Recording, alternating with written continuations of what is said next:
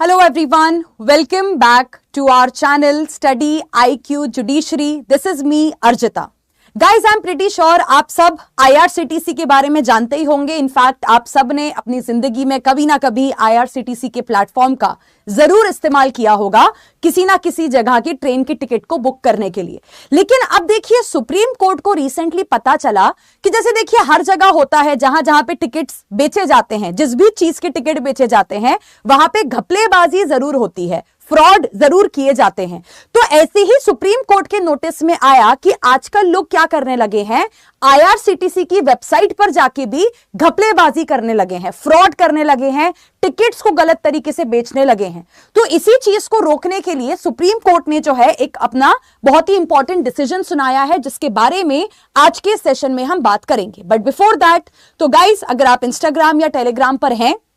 तो मैं भी हूं और आप मेरे साथ कनेक्ट कर सकते हैं ऑन बोथ दीज प्लेटफॉर्म्स, ताकि आप अपने डाउट्स, अपने क्वेश्चंस यहां पे पूछ सकें, प्लस सारी इंपॉर्टेंट अपडेट्स आपको यहां पे मिलती रहें. और एक सबसे जरूरी चीज का ध्यान रखिएगा कि 15 जनवरी से स्टडी IQ जुडिशरी का एक नया बैच शुरू होने जा रहा है, जिसका नाम है एकलव्य बैच. तो अगर आप भी तैयारी कर रहे हैं किसी भी स्टेट जुडिशरी एग्जामिनेशन की, देन आप हमारे इस बैच को ज्वाइन कर सकते हैं, जिसमें prelims to interview complete preparation आपकी करवाई जाती है. तो बैच की फीस है 29,999 और बैच को ज्वाइन करते वक्त आपको सिर्फ मेरा ये डिस्काउंट कोड याद रखना है, विच इज ARJ, यानी कि मेरे नाम के स्टार्टिंग के 3 अक्षर. अब देखिए, इस केस में अगर मैं बताऊं तो एक्चुअल में केस में हुआ यह था कि एक व्यक्ति है जिनका नाम है मिस्टर मैथ्यू. मिस्टर मैथ्यू के खिलाफ जो रेलवेज एक्ट है उसका सेक्शन 143 है, उसके तहत मिस्टर मैथ्यू के ऊपर जो है एक केस फाइल किया गया था. इन्होंने असल में क्या किया था, इन्होंने IRCTC के ऊपर 100 से ज्यादा फेक आईडीज जो है वो बनाई थी. अगर आपने कभी IRCTC पे टिकट बुक किया है तो मैं आपको बता दूं कि IRCTC आपको इतना ही अलाउ करता है कि एक आईडी से आप क्या कर सकते हैं, सिर्फ 24 टिकट्स जो है बुक कर सकते हैं, है ना. 24 से ज्यादा टिकट्स बुक करने की आपको परमिशन नहीं होती. तो यहां पे ये व्यक्ति क्या कर रहे थे, इन्होंने 100 से ज्यादा जो है आईडीज बना के रखी हुई थी IRCTC के ऊपर, है ना, ताकि उन 100 आईडीज से ये बहुत सारे टिकट्स को परचेज कर सके और फिर इलीगल तरीके से उन टिकट्स को क्या करें, सेल आउट करें, राइट. तो अब जब ये केस केरला हाईकोर्ट गया तो केरला हाईकोर्ट ने क्या किया कि इस व्यक्ति को रिहा कर दिया, इस व्यक्ति को छोड़ दिया, ये कहते हुए कि भाई जो सेक्शन नंबर 143 है रेलवेज एक्ट का, इसमें आप किसी व्यक्ति को तभी पनिश कर सकते हैं जब उस व्यक्ति ने ट्रेन के टिकट्स को क्या किया हो, ऑफलाइन बेचा हो. मतलब इलीगल तरीके से अगर कोई व्यक्ति ट्रेन के टिकट्स को ऑफलाइन बेचता है, फिजिकल फॉर्म में बेचता है, तो ही उसको सेक्शन 143 में पनिश किया जा सकता है. अब यहां पे क्योंकि मिस्टर मैथ्यू ऑनलाइन जाके IRCTC के टिकट्स को बेच रहे थे गलत तरीके से, तो केरला हाईकोर्ट ने कहा कि भाई इस व्यक्ति को तो अपन यहां पे पनिश ही नहीं कर सकते. लेकिन फिर जब सुप्रीम कोर्ट को इस केस के बारे में पता चला तो सुप्रीम कोर्ट ने यहां पे एक्शन लिया. सुप्रीम कोर्ट ने बोला कि देखिए ऐसा नहीं है, कोई भी व्यक्ति इंडिया में अगर किसी भी तरीके के ट्रेन के टिकट को ऑनलाइन या ऑफलाइन गलत तरीके से सेल आउट करता है, देखिए इंडिया में टिकट्स को इशू करने का काम सिर्फ और सिर्फ IRCTC के पास है. IRCTC के अलावा अगर कोई भी इंसान इस तरीके से टिकट्स को होल्ड कर लेता है, मतलब बहुत सारे टिकट्स अगर आप अपने पास इकट्ठा करके रख लेते हैं और बाद में उनको आप इस तरीके से टिकट्स को सेल आउट करते हैं, तो ये एक पनिशेबल ऑफेंस माना जाएगा सेक्शन 143 रेलवेज एक्ट जो आपका 1989 का एक्ट है उसके तहत. तो यहां पे जो है सुप्रीम कोर्ट की 2 जजेस की बेंच ने यहां पे क्या किया, केरला हाईकोर्ट का जो डिसीजन था उसे यहां पे ओवरटर्न कर दिया. अब देखिए सुप्रीम कोर्ट ने यहां पे क्या कहा है, सुप्रीम कोर्ट ने कहा है कि देखो सेक्शन 143 क्या कहता है रेलवेज एक्ट का, कि अगर किसी भी पर्सन ने अनऑथराइज तरीके से या तो टिकट्स लिए हैं और फिर उन टिकट्स को बेचा है.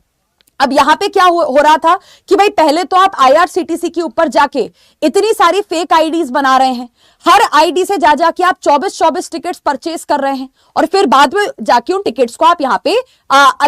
इलीगल तरीके से सेल आउट कर रहे हैं. तो यहां पे कोर्ट ने कहा कि देखिए सेक्शन 143 रेलवेज एक्ट में पनिश करने के लिए किसी भी व्यक्ति को यह जरूरी नहीं है कि उस व्यक्ति ने क्या किया हो, टिकट्स को गलत तरीके से सिर्फ ऑफलाइन ही बेचा हो. कोई भी व्यक्ति अगर रेलवे टिकट्स को अनऑथराइज तरीके से ऑनलाइन या ऑफलाइन किसी भी तरीके से बेचता है तो हम उसको 143 में क्या कर सकते हैं, पनिश कर सकते हैं। तो सुप्रीम कोर्ट ने यहां पे केरला हाई कोर्ट को क्रिटिसाइज भी किया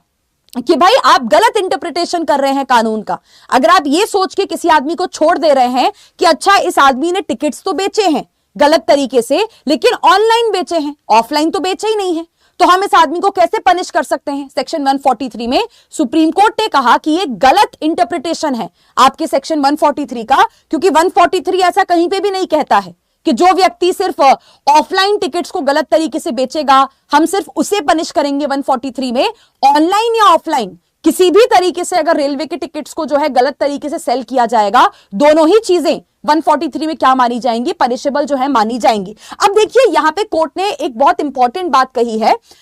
धरानी sugars and chemical limited versus union of India 2019 के एक केस को यहां पे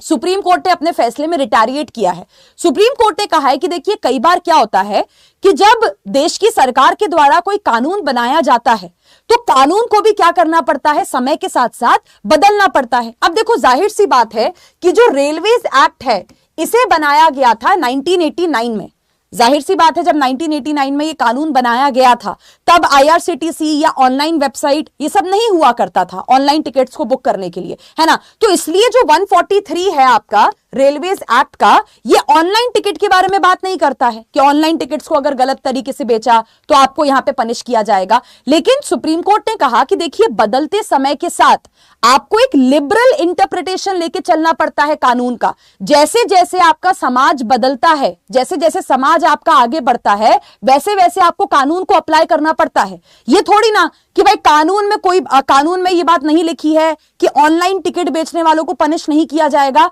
तो आप ऑनलाइन टिकट बेचने वालों को पनिश नहीं करेंगे। भाई मतलब कानून का इंटेंट, कानून की जो कानून को बनाने का पर्पस है उसे भी तो आपको यहां पे समझने की जरूरत है ना। तो यहां पे सुप्रीम कोर्ट ने कहा कि देखिए सिंपल सी बात है, सेक्शन 143 को आप इस तरीके से इंटरप्रेट करके चलिए कि भाई अगर कोई भी ऑथराइज्ड एजेंट या कोई भी रेलवे का सर्वेंट, इनके अलावा अगर कोई भी आदमी आईआरसीटीसी पे जाके रेलवे टिकट्स को गलत तरीके से बेचता है या गलत तरीके से उन टिकट्स को प्रोक्योर करता है, मतलब आप बहुत सारी आईडीज बना के आईआरसीटीसी पे जाके टिकट्स ले लेते हैं, ये दोनों ही चीजें पनिशेबल ऑफेंस जो है वो यहाँ पे